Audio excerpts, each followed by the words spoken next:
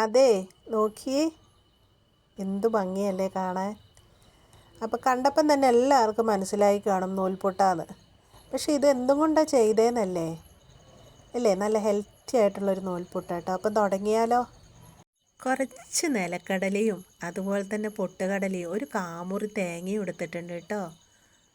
പാകത്തിന് വെള്ളം ഒഴിച്ചിട്ട് നിലക്കടലയും പൊട്ടുകടലയും നമുക്ക് വേവിച്ചെടുക്കാം കേട്ടോ. അപ്പോൾ ഞാനിതിലേക്ക് പാകത്തിനുള്ള വെള്ളം ഒഴിച്ചിട്ട് അടുപ്പിലേക്ക് വെച്ചിട്ടുണ്ട്. അടുപ്പിൽ നന്നായിട്ട് തിളച്ച് വരുമ്പോൾ നമുക്ക് ഒരു കുഞ്ഞ് പച്ചമുളക് കുനുകുനാന്നരിഞ്ഞത് ഇതിലേക്ക് ഇട്ട് കൊടുക്കാം കേട്ടോ. അപ്പോൾ ഇത് നന്നായി വെള്ളമൊക്കെ വറ്റണം കേട്ടോ. വെന്ത് വറ്റി വരാനാവുമ്പോൾ നമുക്കിതിലേക്ക് പാകത്തിനുള്ള ഉപ്പും കൂടി ഇട്ട് കൊടുക്കാം കേട്ടോ. നന്നായിട്ട് പുക വരുന്നുണ്ട്. എൻ്റെ ഫോണിൻ്റെ ക്യാമറയിലേക്ക് ഇടയ്ക്കൊരു മങ്ങൽ വരുന്നുണ്ട്.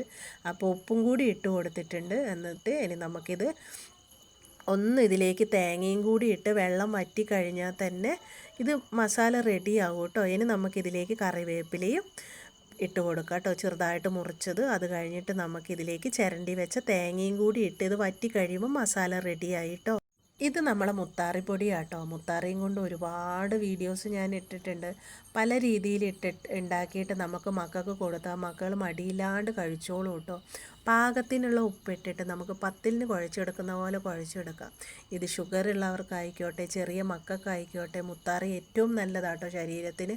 അപ്പം നമ്മൾക്ക് ഓരോ ദിവസം ഓരോ രീതിയിൽ ഉണ്ടാക്കി കൊടുത്താൽ മക്കൾക്കായാലും വലിയവർക്കായാലും ഇഷ്ടപ്പെടും.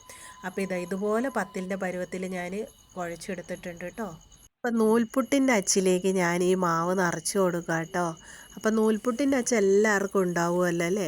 ഞാൻ ഈ അക്കുഡോസിന് എന്താണെന്നറിയോ, മുത്താറി കഴിക്കാൻ മടിയായതുകൊണ്ട് ഓരോ ദിവസവും ഓരോ രീതിയിൽ. കാരണം എന്താണെന്നറിയോ, മുത്താറിയൊക്കെ മക്കൾക്ക് കൊടുക്കണമെന്നേ. അപ്പോൾ ഇപ്പോൾ ഒന്നാമത് ചെറുതായതുകൊണ്ട് തന്നെ. അപ്പം ഞാൻ ഇത് പീച്ചി കൊടുക്കുന്നത് വാഴയിലയിലാട്ടോ. ചിലവർ ഇഡ്ഡലി തട്ടിലായിരിക്കും. എല്ലായിടത്തും വാഴയില കിട്ടിയെന്നൊന്നും വരണ്ടല്ലോ.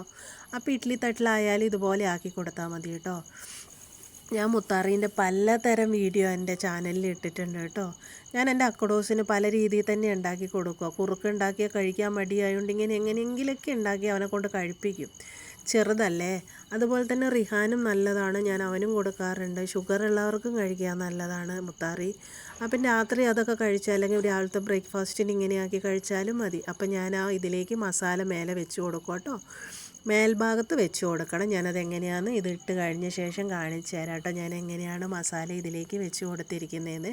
അപ്പം പൊട്ടുകടലയും നിലക്കടലയും ഒക്കെ നമുക്കറിയാമല്ലോ, നല്ല കാര്യം കേട്ടോ. കണ്ടില്ലേ, ഇതുപോലെ ആക്കി കൊടുത്തിട്ടുണ്ട്. ഇനി നമുക്ക് പ്രത്യേകിച്ച് പറയാനൊന്നുമില്ല. ഇത് ആവിക്ക് വെക്കുക, എന്നിട്ട് വേവിച്ച് കൊടുക്കുക കേട്ടോ. അപ്പോൾ ഇതാണ്ട് എന്ത് നല്ല സോഫ്റ്റായിട്ടോ, നന്നായിട്ട് വെന്തിട്ടുണ്ട്. അപ്പോൾ അക്കുഡോസിന് ഇന്ന് രാവിലത്തെ ബ്രേക്ക്ഫാസ്റ്റ് ഇതാട്ടോ. അപ്പം നിങ്ങളെ കാര്യങ്ങളൊക്കെ നടക്കട്ടെ. അപ്പം അടുത്ത വീഡിയോ ആയിട്ട് പെട്ടെന്ന് തന്നെ വരാം. അപ്പം ഇഷ്ടപ്പെട്ട എല്ലാവരും സപ്പോർട്ട് ചെയ്യുക കേട്ടോ. നല്ല സോഫ്റ്റായിട്ടുള്ള നൂൽപുട്ടാട്ടോ. അപ്പം ഇതിന് ഞാൻ പ്രത്യേകിച്ച് കറിയൊന്നും കൂട്ടാറില്ല കേട്ടോ. എന്നാൽ ശരി കേട്ടോ, ബായ്.